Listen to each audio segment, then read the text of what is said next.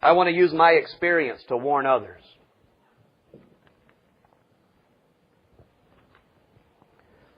I'll give you a very brief biography, and then I'll get into the purpose of my sermon today. I began taking guitar lessons at a very young age. A guitar is not evil, but it can sure be used for evil. And what happens is sometimes good things can be used for evil. And sometimes when you go to teach somebody something, they want to copy what they see in the world. They want to copy what they see. And sometimes the way children are raised today, all they see is bad. I began at a very young age learning to read music. Both of my uncles played guitar. One, my whole life, even today, has played in country honky-tonks in South Carolina. That's what he did for a living. He was a honky-tonk guitar player, singer in the country bars of South Carolina. I grew up singing country songs in weekend family jam sessions. I have a tape around 8 years old singing these honky-tonk country songs. But I'm going to tell you something. Most of those were pretty much like rock music. I mean, when you really look at it all, it's talking about drinking, it's talking about divorce, it's talking about the rebellious spirit. It's the same spirit. They called it outlaw country music. Basically, they don't sing about mama and family and church and godliness. They sing about beer drinking and fornication and divorce and rambling. And I tell you what, it's the same stuff. So that was in my veins from the time I was young. Between 8 and 11, I wrote songs about I'll be at the top. I was looking at some of the lyrics earlier, and I realized I was consumed at 8 years old, 11 years old. I was consumed with probably what a lot of young people are consumed with still today. Fame. Trying to be famous. While barely a teenager, I was leaving all weekend to play in bands with people already out of school. This is what music will do for you. This is what putting your child in music without any controls, without any restraint. And most folks don't know. I didn't have a church-going family.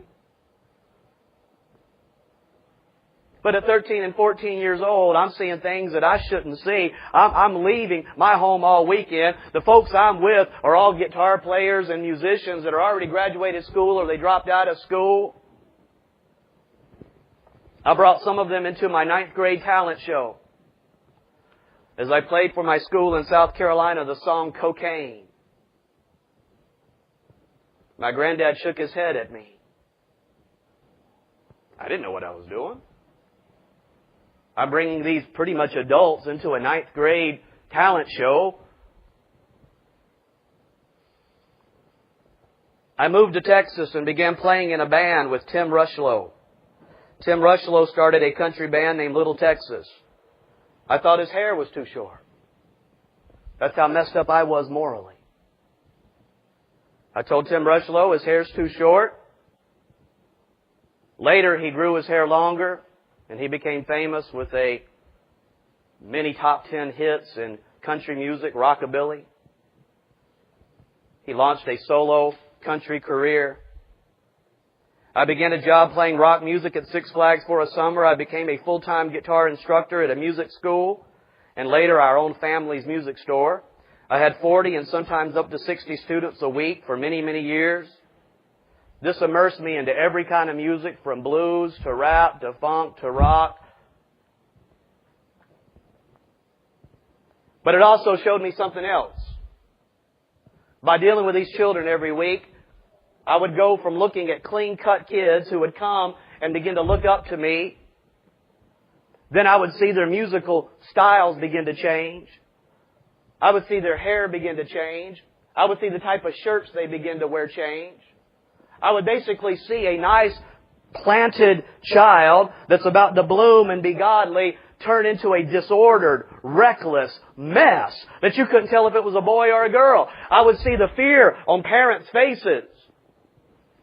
I would see them plead to me as a guitar teacher and say, you're about the only stable thing. You're about the only thing he looks up to in life. And I would look at them confused. Realizing, well, if you keep them with me, I'm glad to take your money, but if you keep them with me, I'll teach them how to play guitar. But I knew in my heart their life was going to be destroyed. And that's what I did for a living. Every day, except for Sunday.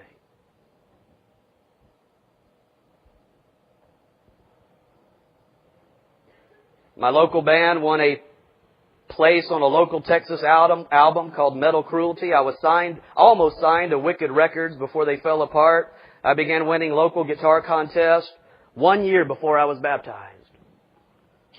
As I see the devil's hand upon me and his goal for my life, I also see God's goal for my life. And there was a battle, and I praise God. He won. I invented a guitar technique. I was told by Hot Licks instruction videos that they'd never seen anything like it. But I have to make some songs and make a name for myself before entering into the instruction market. During these days, my local rival, Daryl Abbott, became a friend of mine. He gave me much honor. His band, Pantera, would become one of the top satanic metal bands in the world. He advised me to produce videos showcasing my technique. By following his advice, I was almost signed to a record label with a popular metal band. But at that point, my religious convictions caused me, when they asked me, why are you happy that you're about to be signed? Are you going to go off and do heroin? I said, no. I'm just happy that I can be a good influence on children. Stupidest thing to tell a record company when you're about to join a satanic band that really does worship Lucifer. Silence was on the phone. In a few days, I'd lost everything, at least from a worldly perspective. But I believe what I gained by getting off that train was far more valuable than anything this world can offer. I would not trade what I understand now about God's kingdom and free grace salvation, my precious family, my wife, my children, my church. I would not trade it for anything the devil offered me.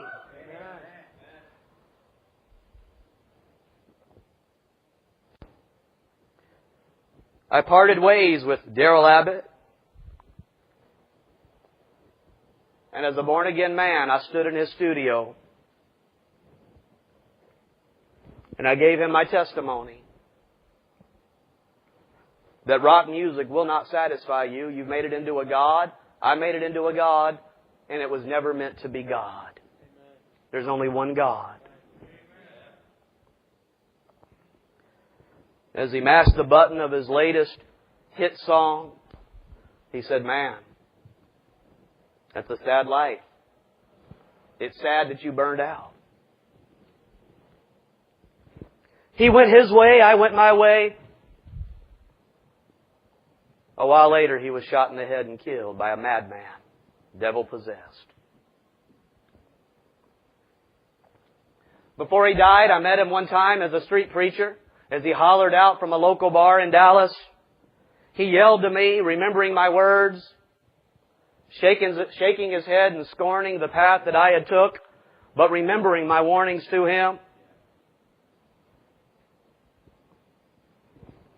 In the next few years, I would become an assistant preacher for heavy metal ministries. Heavenly metal ministries. Boy, that sounds like a good ministry, doesn't it?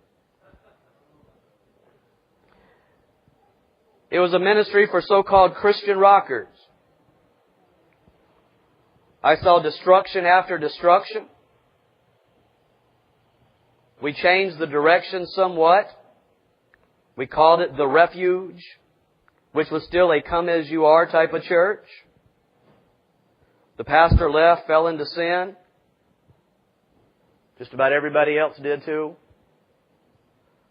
Some stayed.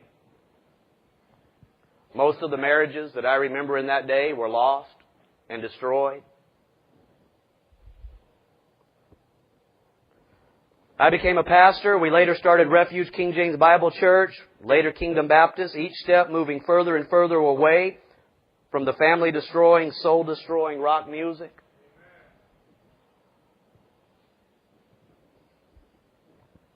But you got to make sure the Spirit's not still left in you. You got to understand that reckless, hippie spirit, that wandering, I want to be free spirit, it's still in this old flesh. And it's still in your flesh. And you have to be extra careful not to stir it up by your love of the world.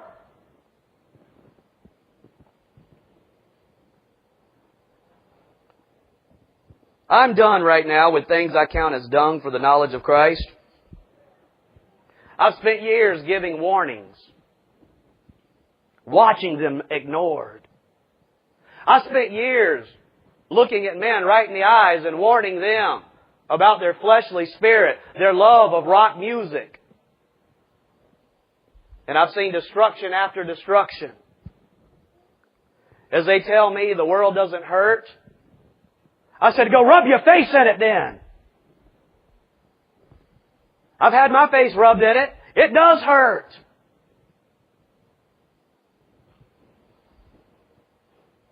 I've seen marriages fail. I've seen children morally destroyed. I've seen people that can't sit still in one place. Then I look around and realize that here's Dan Lucarini, why I left the contemporary Christian music movement. Same testimony, just about. Worldly musician. Began to be a praise and worship leader of contemporary rock music, Christian music. He saw marriages fail, souls destroyed. There's something about that music. You say, well, you don't need alcohol to divorce. No, you don't. You can be a fool. You can get out of here and be selfish and lawless and rebellious. You don't need alcohol, but alcohol sure helps Satan, doesn't it? You don't need rock music to have a rock spirit, but it sure does help the devil.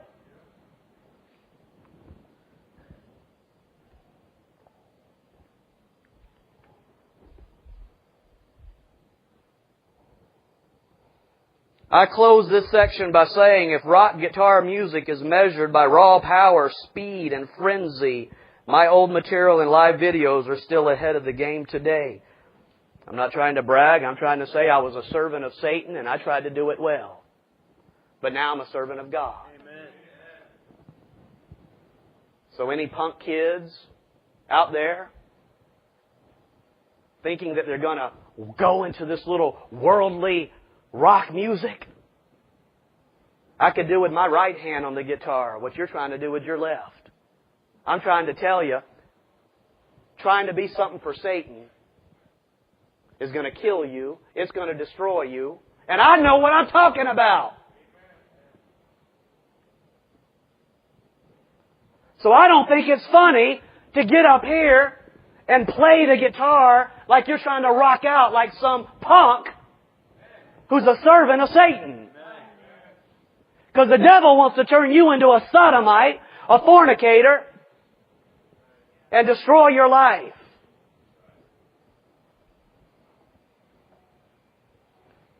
My goal was to make people lose their minds. Now I want them to keep their mind. I can only hope that I've helped more people now than I've cursed in my earlier life. Now I'm done. Now I'm going to preach against rock and roll music.